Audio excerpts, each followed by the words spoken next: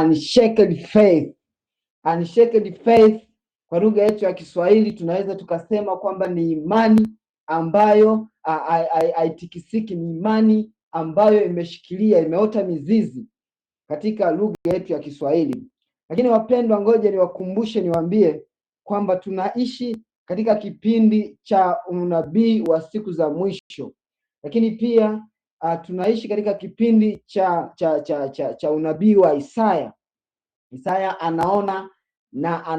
anasema kwamba dunia inalewalewa, dunia inawayawaya, yaani hali ya dunia ni mbaya na watu wa dunia wanaoishi ndani ya dunia ni wabaya, kwa sababu tuko katika kipindi cha mwisho kabisa.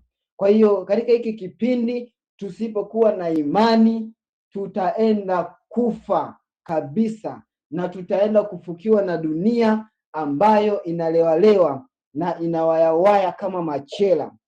Tutajifunza katika kitabu cha Ufunuo katika siku ya leo.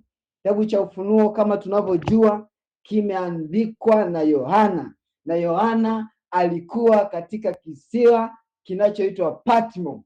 Katika kisiwa hiki ukisoma historia inaonyesha kwamba kisiwa cha Patmo kilikuwa kinabeba, kilikuwa kina contain, yani watu ambao walikuwa wanapelekwa kule walikuwa ni majambazi, walikuwa ni watu walioshindikana, walikuwa ni watu ambao yani wameshindikana kwenye jamii, wauaji, watu waliofanya makosa makubwa makubwa, ndio walikuwa wanapelekwa katika kisiwa cha Patmo ili kupata mateso.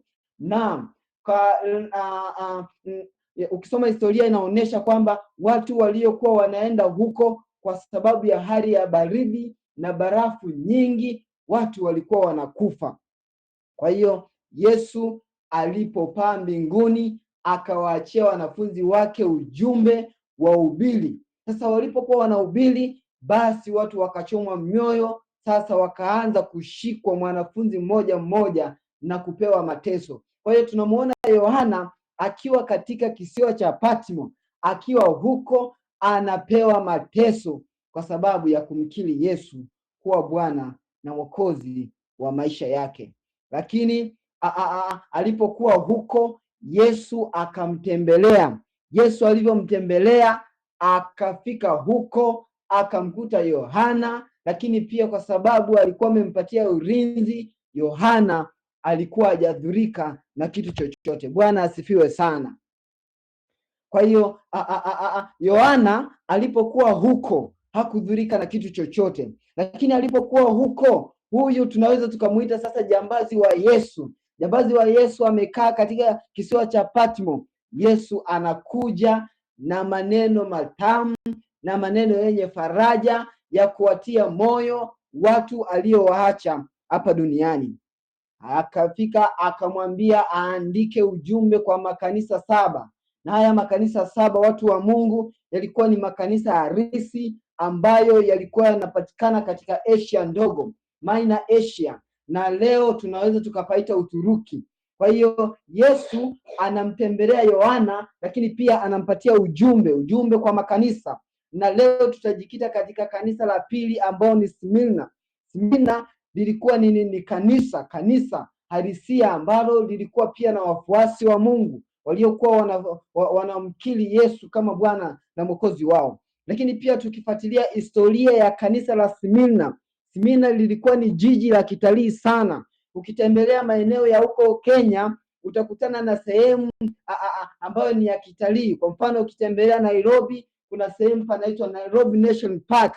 Unaweza ukaona ujuzi na ufundi wa Mungu na wanyama wazuri wanapatikana hapo. Lakini pia ukitembelea sehemu ya Mombasa kule pwani kule, utakutana na mazingira mazuri, sehemu kama Nyari, sehemu kama Bwambuli, ni maeneo ambayo ni mazuri, yanavutia. Tembelea pia katika sehemu ya Kisumu. Kisumu pia imepakana na kando la ziwa Victoria, linatuunganisha mpaka huku Tanzania. Kwa hiyo pia ni maeneo mazuri. Lakini ukija huku kwetu Tanzania, ukitembelea sehemu kama Dar es Salaam, Dar es Salaam ni jiji la kitalii, limepewa hadhi ya kuwa jiji la kitalii. Kija sehemu kama Arusha ambako ninapatikana mimi, Mwanza, Zanzibar ni sehemu ambayo ni pazuri sana, ambayo watu kutoka mataifa mbalimbali wanatembelea ili wajifunze vitu mbalimbali. Kwa hiyo Smyrna lilikuwa ni jiji la kitalii kama unavyoona Nairobi. Smyrna lilikuwa ni jiji la kitalii kama unavyoona Arusha.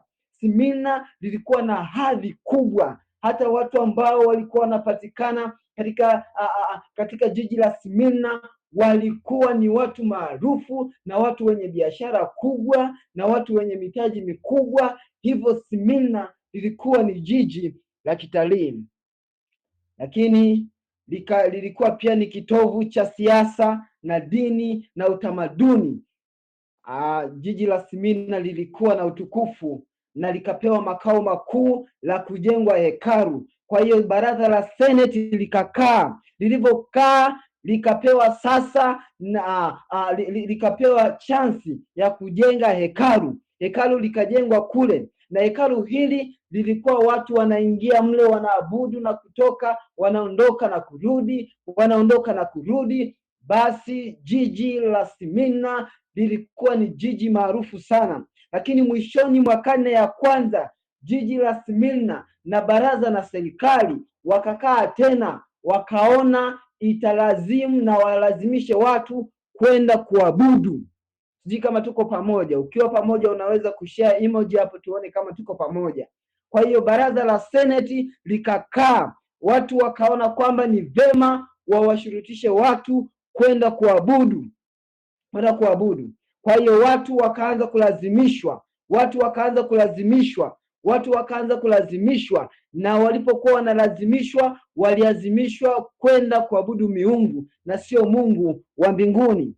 Kwa hiyo hawa watu ambao walikuwa wanapatikana katika jiji la Smyrna waliambiwa wote waende na kuabudu miungu ya Kimalki, miungu ya Zeusi, walienda kuabudu kule. Kwa hiyo katika jiji la Smyrna hawa watu wakaenda kuabudu miungu.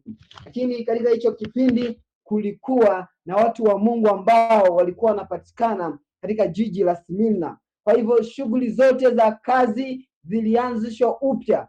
Baraza la Seneti lilipokaa na mataifa wakakaa na viongozi wakakaa, wakaadhimisha kwamba watu ambao wanahitaji kufanya kazi wanatakiwa wapate cheti. Na watapataje cheti? Watapata kwa kwenda kuabudu miungu. Kwa hiyo watu ambao walikuwa sio wasomi walipata nafasi ya kwenda kufanya kazi kwa kutumia cheti ambacho kimetokana na kuabudu miungu. Watu ambao walikuwa hawajasoma wakaenda kuabudu miungu, wakapewa cheti, na hicho cheti kikatumika kama application ya kazi zao ambazo walikuwa wanazifanya. Lakini pia watu hawa, kuna watu ambao walikuwa na biashara kubwa, lakini walikuwa ni watakatifu wa Mungu. Hawa watu nao wakasimamishwa kazi zao, wakaambiwa ili waendelee kufanya biashara walizo nazo inatakiwa waje na cheti. Na hicho cheti kinapatikanaje? Kwa kwenda kuabudu miungu. Kuna watu ambao walikuwa ni mameneja wakubwa, lakini walikuwa ni watakatifu wa Mungu, nao walishushwa vyeo, wakaambiwa kama wanahitaji kukaa katika hivyo vyeo wanatakiwa walete cheti. Na hicho cheti kinapatikanaje? Kwa kwenda kuabudu miungu. Maisha ya watakatifu katika jiji la Smyrna yakageuka kuwa kilio. Ilifikia wakati wakachukuliwa, wakapelekwa magerezani, na hali mbaya ikaanza katika hicho kipindi. Watu wa Smyrna ambao walikuwa ni watakatifu wa Mungu walilia, wengine walinyongwa, wengine walipigwa na mikuki, wakawa wamekufa. Hali ikawa mbaya katika hicho kipindi. Hata kama ulikuwa kwenye kitengo kikubwa, interview ya pili ni kuleta cheti ambacho inatakiwa uwe umeabudu miungu na utapewa hicho cheti. Ndipo sasa watu, hali ikawa mbaya, watu wakasononeka na watumishi wa Mungu wakalia wakiomba haya mambo yataisha lini. Watu walilia, watu walifukuzwa kazi, watu walinyang'anywa biashara uliyoitafuta kwa nguvu zako, sasa anapewa mtu ambaye yuko qualified kwa sababu ya cheti cha kuabudu miungu. Habari njema ni kwamba hawa watu ambao walikuwa ni watumishi wa Mungu hawakuweza kukana imani. Bwana asifiwe sana. Hawa watu waliendelea kusimama, wakasimama imara, wakasema hatuwezi kuabudu miungu, na ndipo Bwana akaingilia kati. Bwana asifiwe sana. Katika jiji la Smyrna, hawa watakatifu wa Mungu walipokuwa wakisoma Biblia, wakasoma katika kitabu cha Kutoka kinachosema usiwe na miungu mingine ila mimi, wakagoma kuabudu miungu ya Zeus na miungu ya Malki na miungu yote ambayo ilikuwa inapatikana katika jiji la Smyrna. Hawa watu walipokuwa wanasoma Biblia, wakaona kwamba tukiabudu miungu tutakuwa tumemkosea Bwana. Unaposoma katika kitabu cha Pambano Kuu, kinaelezea kwamba katika kila kizazi Mungu bado anao watakatifu wake. Katika kila kizazi, ukianzia kizazi cha Ibrahimu, ukija kizazi cha Isaka, hata leo Bwana anao waaminifu wake. Hata kama unabii wa Isaya unasema dunia inalewalewa, dunia inaangamia, lakini bado Bwana anao waaminifu wake. Bwana asifiwe sana. Bwana bado anao watumishi wake ambao ni waaminifu. Lakini pia ninamuona Yesu akija kwa ushindi mkubwa, akaja kwa Yohana. Alipofika kwa Yohana akajitambulisha. Tukisoma pale katika kitabu cha Ufunuo, twende pale, karibuni sana tufike katika hiyo sehemu. Katika kitabu cha Ufunuo sura ya 2 kuanzia mstari wa 10 pale. Tutaanzia mstari wa 9 hadi wa 10. Ndipo tutajifunza hapo. Ufunuo, ukifika hapo unaweza ukashare emoji hapo tukajua kama tayari wote tumefika. Fungue katika kitabu cha Ufunuo, kama umefika unaweza ukashare emoji hapo tukaona. Ufunuo. Naam, tukianza katika sura ya 8, Bwana anasema sasa amemkuta Yohana, akamwambia Yohana, andika ujumbe kwa haya makanisa. Bwana akamwambia sasa Yohana, akamwambia na kwa malaika wa kanisa lililoko Smyrna andika, haya ndiyo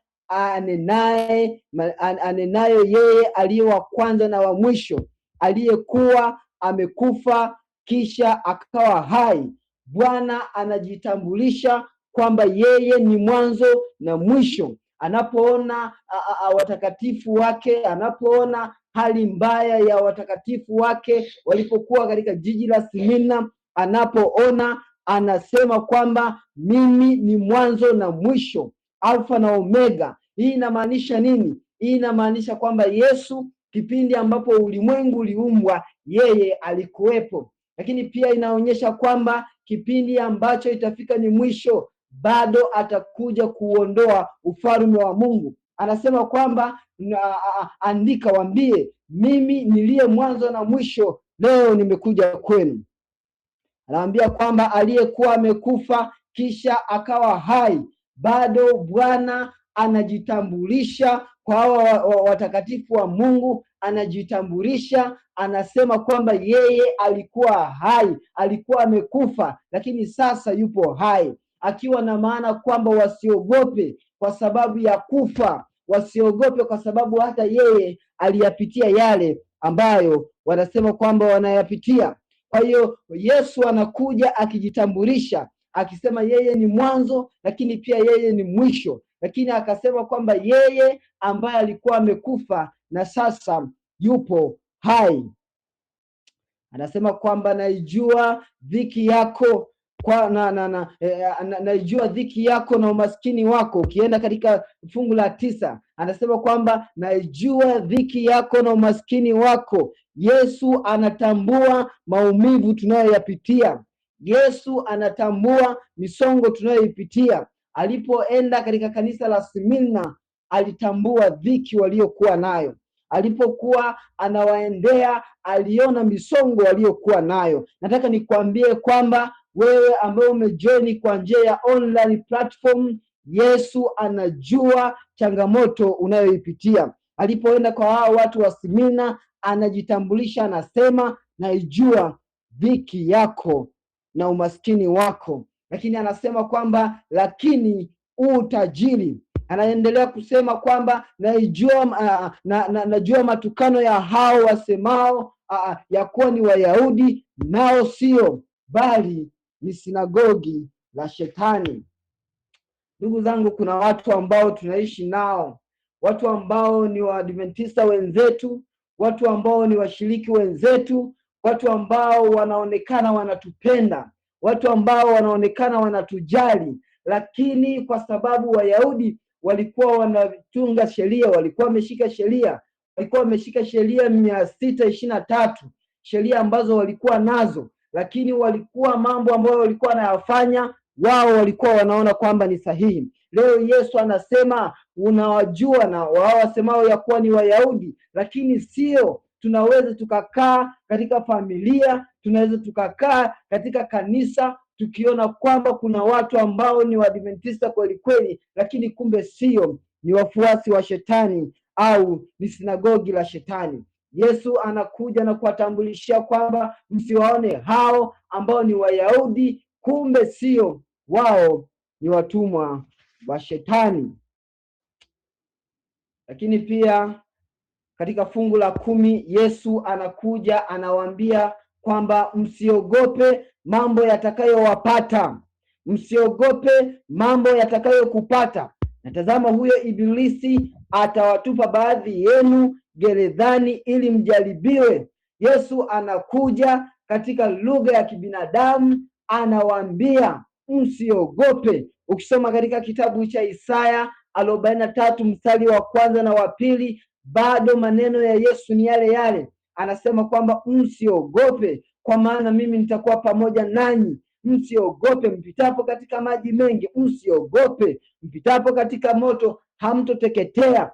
Yesu anakuja na ujumbe mzito sana kwa kanisa la Smyrna, akiwaambia wasiogope kwa mateso waliokuwa nayo. Kuna watu ambao wanapokutana na majaribu kidogo wanaogopa. Kuna watu ambao wanaposhekiwa kidogo wanaogopa. Wengine wanaacha imani, wengine wanaacha kazi wanazozifanya, wanaogopa. Yesu amekutembelea leo, anasema usiogope. Alienda katika kanisa la Smyrna akawapatia ujumbe kupitia mtumishi wake Yohana, akawaambia msiogope. Na hata leo wenda nazungumza na mtu ambaye amekata tamaa, nazungumza na mtu ambaye amekata tamaa kabisa, akiona mahubiri yanapoendeshwa, akiona hata siku ya kesho kwenda kanisani anaona kana kwamba ni mzito, lakini Yesu anasema usiogope mambo yatakayokupata,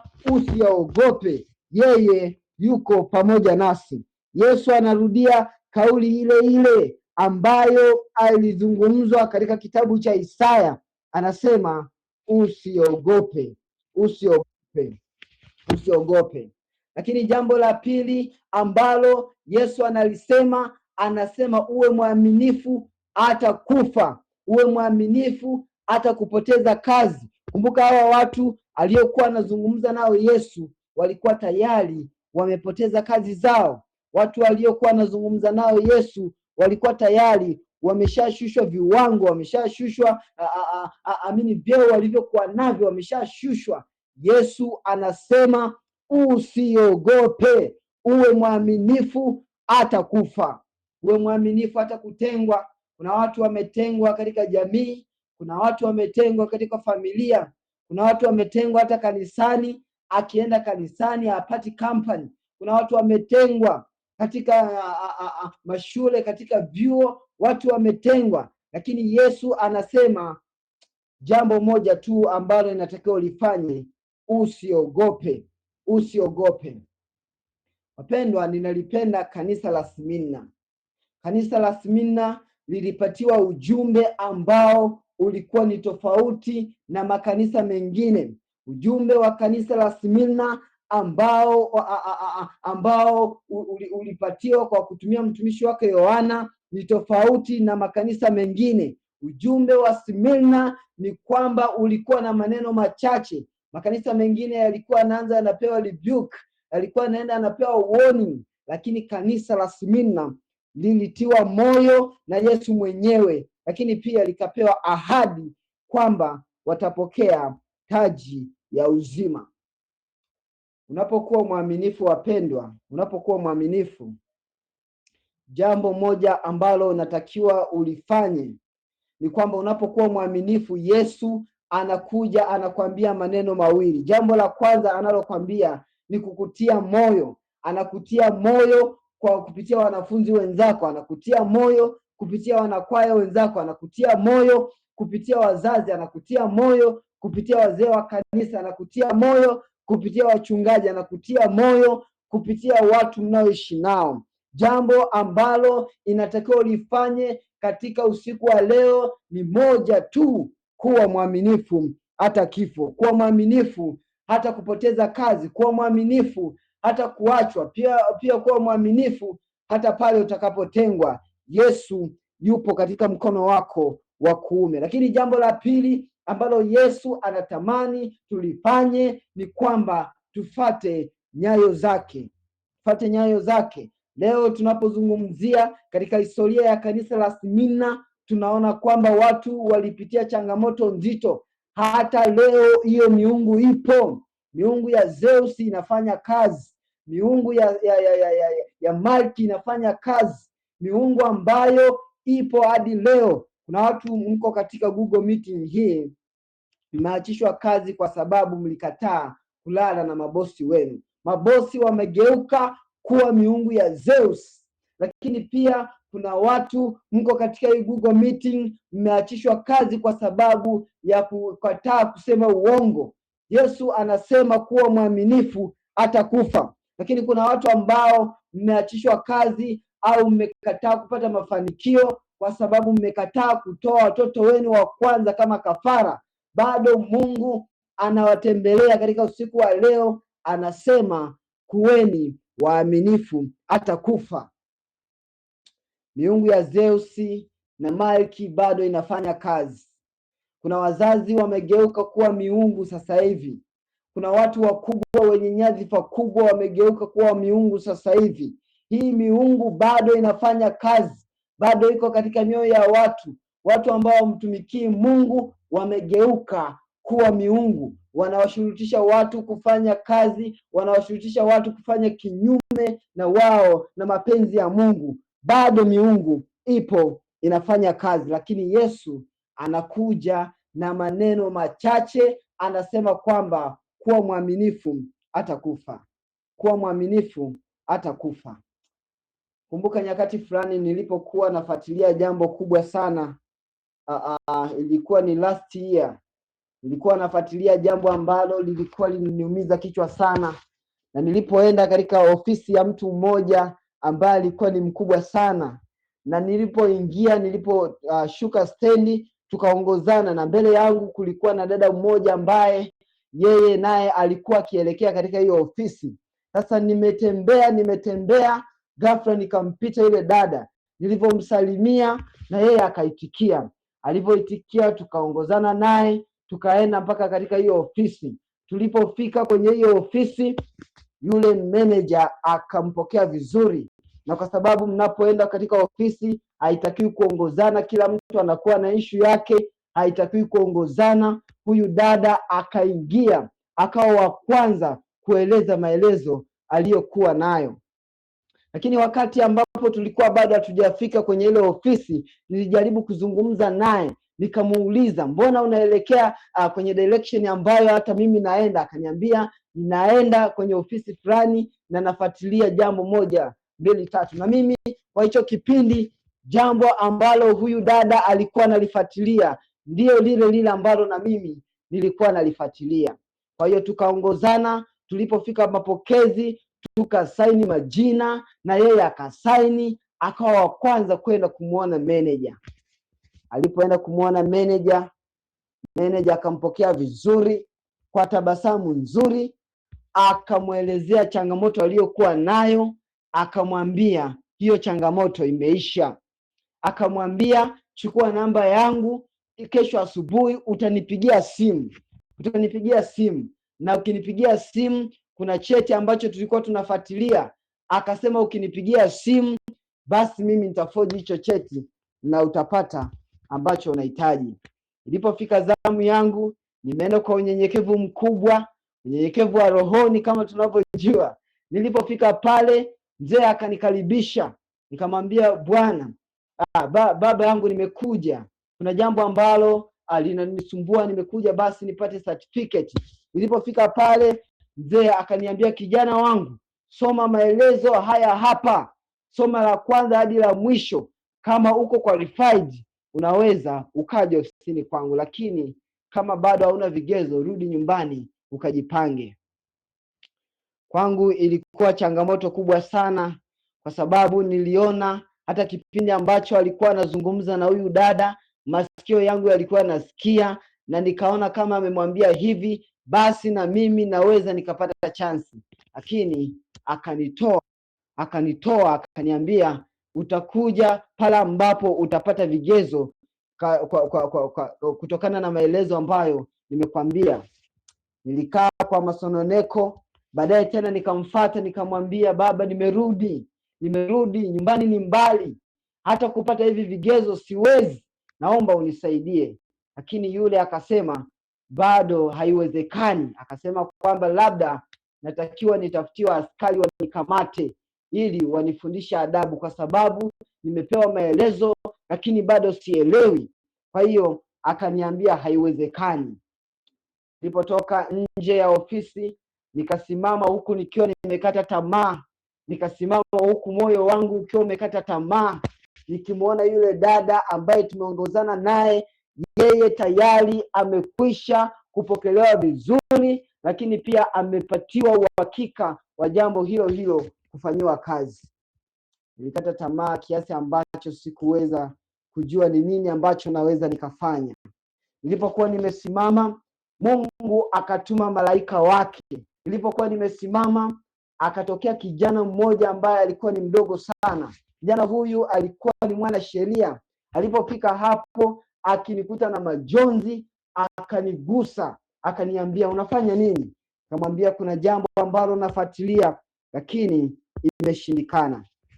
Nilipomwelezea, nikamwambia, akanichukua, akanipandisha kwenye gari lake, tukaenda naye mpaka tukafika ofisini. Tulipofika ofisini, akawaambia watu waliokuwepo pale ofisini wanisainie. Watu wakasaini, kila kitu kikaenda sawa. Bwana asifiwe sana. Lakini bado kukawa na changamoto nyingine ambayo ilikuwa bado inanikabili. Tumemaliza kusaini na kila kitu kimekaa sawa, bado kuna jambo la application. Nikafanya application vizuri na nilichelewa kidogo kufuatilia hilo jambo. Ilipofika ilikuwa bado kama siku 4. Ilikuwa kama bado siku 4 hilo jambo tufanye application. Nikafanya application. Nilipofanya application, baada ya siku 2 aliyenifanyia application akanipigia simu. Ilikuwa ni usiku kama wa sasa. Alivyonipigia simu akaniambia, brother, nimepigia simu, status yako bado haisomi vizuri. Kwa hiyo unachotakiwa kufanya, inatakiwa ucheat. Na kitu ambacho kilikuwa kinatakiwa kufanyika pale ni kwamba taarifa za mzee zilikuwa hazionekani. Taarifa ya baba ilikuwa haionekani. Lakini akaniambia hata kama haionekani, kuna option 2 ambazo zinatakiwa ufanye. Option ya kwanza, useme mimi simjui baba. Mimi nilizaliwa simjui baba. Sasa nikawaza, I know my father, najua baba yangu, lakini pia najua ni kweli ameshalala, lakini siwezi nikasema kwamba simjui baba yangu. Nikashikwa na majonzi, nikamwambia kwani haiwezekani? Akaniambia option ni hii tu, labda useme haumjui baba yako. Nilikaa kwa masikitiko mara ya pili nikijiuliza nifanyaje. Nakumbuka bado siku 2 tufanye application. Bwana, nikaomba, nikapiga magoti, nikaomba, lakini bado majibu yalikuwa hajaonekana. Baadaye siku iliyofuata nikaenda ofisini kwake. Naam, nikakuta watu wengi walikuwa pale. Anawaambia, alivyoniona tu akawaambia, huyu bwana nimemwambia atakosa hiyo opportunity kwa jambo moja tu. Anakataa kusema kwamba hamjui mzazi wake ili apate hili jambo. Kwa hiyo sasa akawa anawaambia pale. Nilipofika pale akanikaribisha, akaniambia, acha ujinga kijana, haya ni mambo yanapita, sema kwamba baba yangu simfahamu. Kaniambia hata tukiingia kwenye application, tukiangalia status yako inasoma bado hauja qualify. Na alivyoingiza data, alivyoingiza password, alivyoweka neno la siri, alivyoweka majina yote matatu, akakuta status iko active. Hata yeye akashangaa. Alivyoingia anakuta jina langu tayari liko active. Alivyoingia akakuta jina langu liko qualified. Hata yeye akashangaa, akaanza kuwasimulia ndugu zake, akaanza kuwasimulia marafiki waliokuwa pamoja naye, akashangaa. Imagine ningesema baba yangu simjui, ningekuwa katika hali gani? Leo katika Google Meeting ya leo, Bwana anatuita tuwe waaminifu. Waaminifu ni mtaji.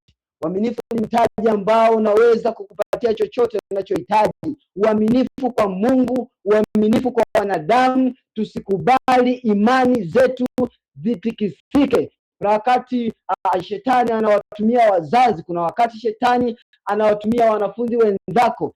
Leo ukivisit magrupu ya sexual, unakutana na wadada wengi ambao wamekata tamaa kwa sababu nyumbani hakuna fedha, wamejiingiza katika magrupu yasiyofaa. Leo unakutana na vijana ambao wanaona maisha ya chuo ni magumu, wanaona ni bora wakawe majambazi, na wanakamatwa. Na taarifa zinaonyesha vijana wengi ambao wanashirikisha kwenye mambo ya ujambazi, wanaoshirikiana kwenye mambo ya sexual ni watu wa chuo, wanafunzi wa chuo ambao wanaona maisha ni magumu, wanaona ni afadhali waingie katika mambo yasiyofaa. Siku ya leo Mungu anatuita kama alivyowaambia watu wa Smyrna, kama alivyowaambia watu ambao walikuwa wamekata tamaa, kama alivyowaambia watu ambao mioyo yao ilikuwa imepondeka, kama alivyowaambia watu ambao walikuwa mioyo yao imejawa na hasira, imejawa na uchungu. Leo anakuja kuambia hata nyie watu wa Kenya na Tanzania kwamba Bwana anahitaji tuwe waaminifu. Usiku wa leo Bwana anatupatia neno ambalo linatutia moyo kwamba tunapokuwa waaminifu yeye yupo kutusaidia. Bwana anatuambia tunapokuwa waaminifu yeye ana majeshi. Kuna watu wanafanya kazi, wanapofanya kazi wanafanya business. Kuna watu ambao wanafanya business. Kuna mtu mmoja alinipigia simu, anafanya business. Anasema kila anapoingia kazini kwake wateja hawaonekani. Na sasa rafiki yake ambaye alikuwa rafiki yake wa karibu akamshauri waende kwa mganga. Katika jioni ya leo nataka nikwambie kuna nyakati shetani anatumia watu wako wa karibu katika kukuingiza kwenye majaribu.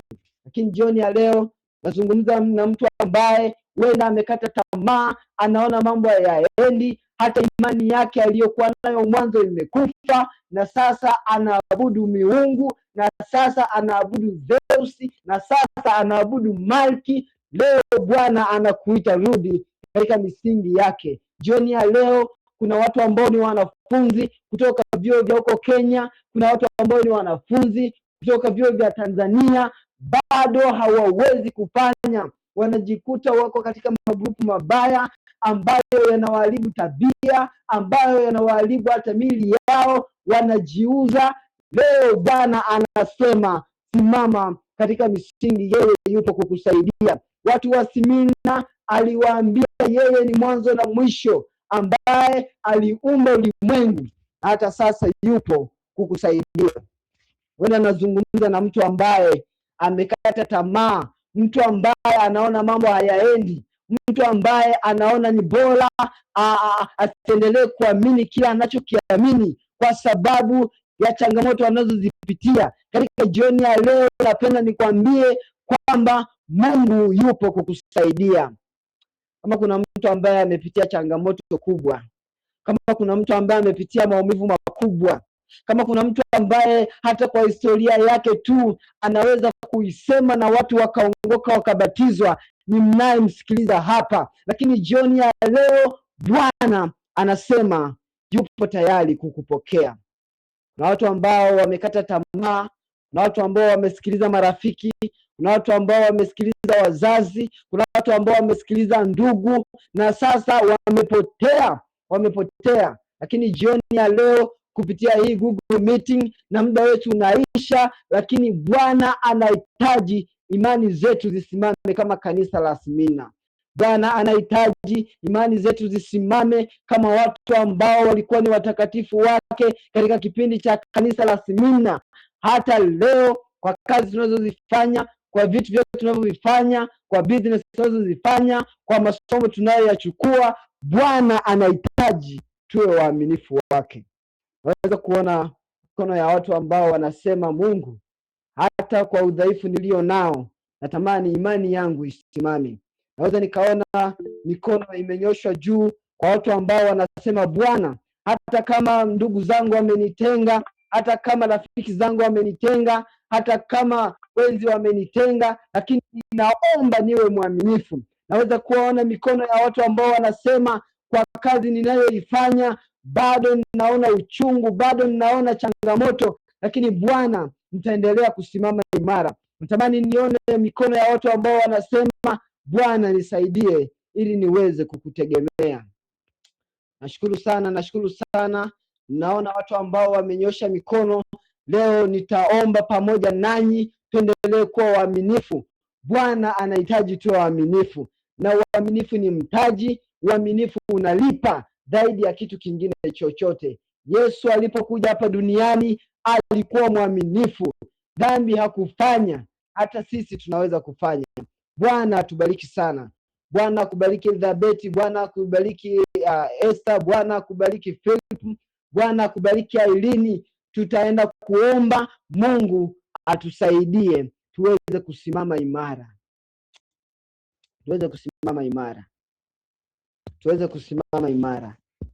Taenda kuimba wimbo wa Kiswahili. Kama utakuwa familia unaweza ukaimba huko uliko. Tutaimba na baada ya hapo nitaomba ombi fupi, lakini niliambiwa kwamba tuna kipindi pia cha maombi.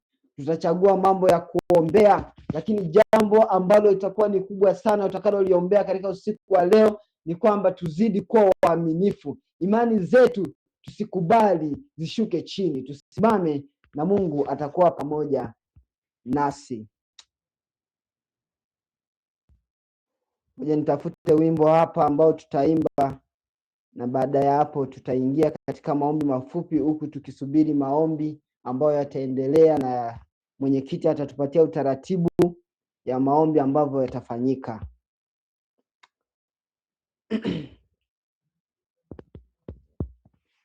Wimbo namba 142 tutaimba ubeti wa kwanza na ubeti wa pili na chorus, alafu baadaye tutapata ombi na mwenyekiti wa siku ya leo atatu direct mambo yatakavyokuwa. Karibuni tuimbe kwa pamoja. Nasikia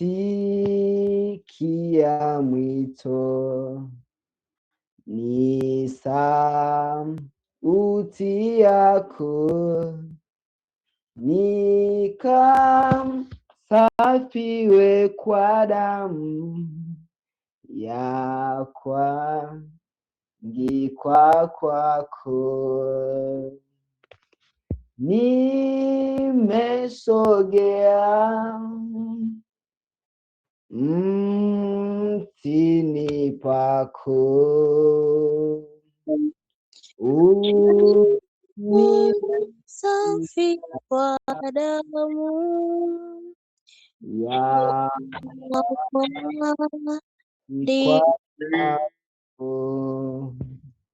ni mnyonge kweli, umenipa nguvu, ulivyonisafisha taka, ni mtimilifu. Nimesogea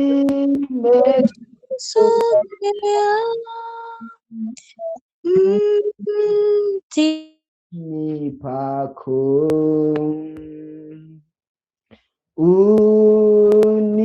unisafi kwa damu ya kuangikwa kwako.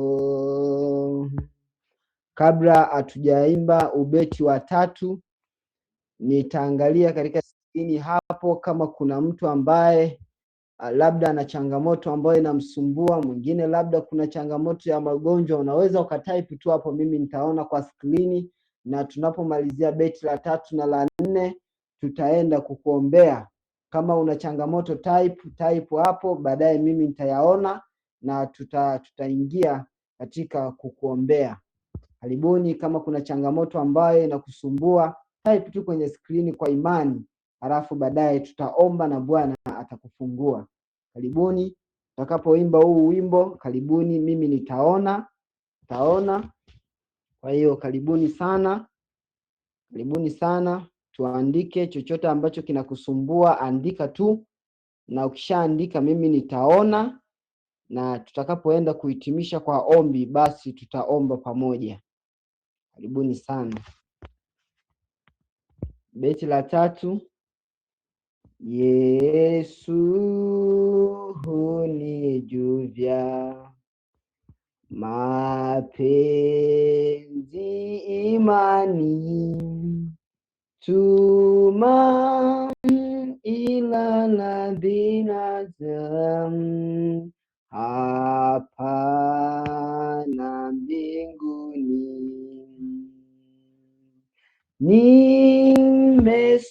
Nimesogea mtini pako, unisafi kwa damu na kuangikwa kwako, napata wokovu, wema na neema, kwako Bwana nina nguvu na haki daima. Nimesogea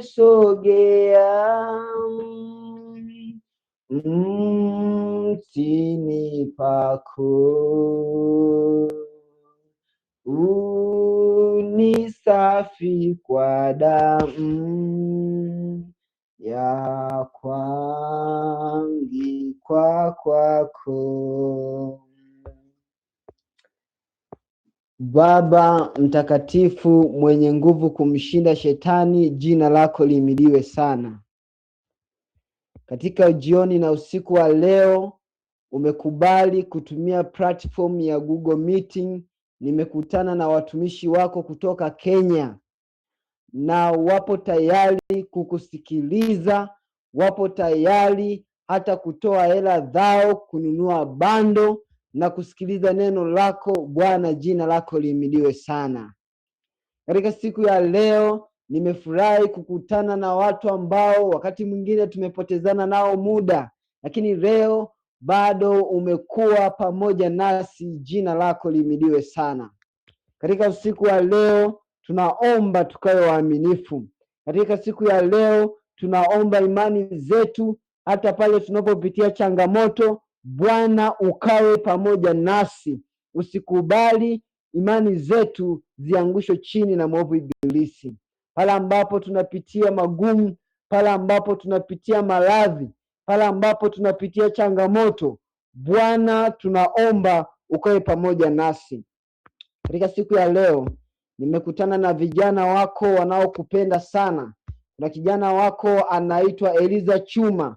Eliza Chuma, Bwana atakubariki kwa sababu umenyosha mkono wako, na changamoto unayoipitia Bwana yuko pamoja nawe, atakushika mkono kwa jina la Yesu. Lakini pia umenikutanisha na mtumishi wako anaitwa Nuru. Madam Nuru, Bwana atakubariki, na hata mama ambaye ni mgonjwa umeandika hapo, Bwana atamrudishia afya na atakuwa salama. Kutana pia na kijana ambaye anaitwa Philip. Philip, Mungu akubariki. Wewe sio mtu wa chini, wewe ni mtu wa juu, na utafanikiwa, na mafanikio hayo utashangaa siku moja.